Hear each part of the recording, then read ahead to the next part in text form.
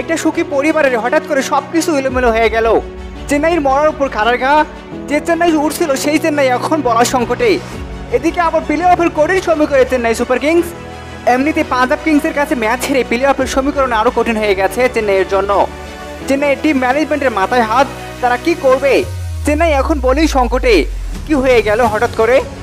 দীপক চাহার ইনজুরিতে পড়েছেন। যে Deepak Chahar power play middle ওভারগুলো ভালোভাবে সামলিয়েছেন, সেই দীপককে কয়েক ম্যাচের জন্য পাচ্ছে না চেন্নাই সুপার কিংস। চেন্নাইয়ের আরও একজন গুরুত্বপূর্ণ বলার দেশপান্ডে, তাকেও পাচ্ছে না চেন্নাই।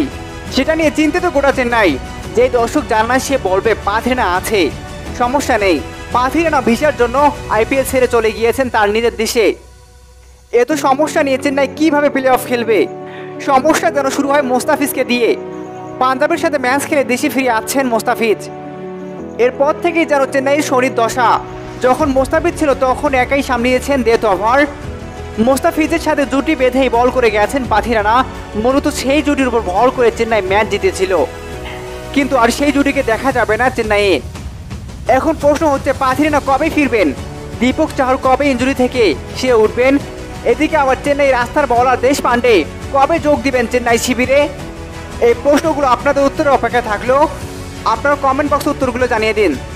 সত্যি চেন্নাইয়ের হঠাৎ করে দিশেহারা হয়ে যাওয়ার কারণে চেন্নাইকে পড়তে হতে পারে বড় সমস্যায়, এবং প্লে অফের কঠিন সমীকরণ থেকে বাদ পড়ে যেতে পারে চেন্নাই সুপার কিংস। মোরসালিন মিয়া, ভিডিওর ফ্যান্স।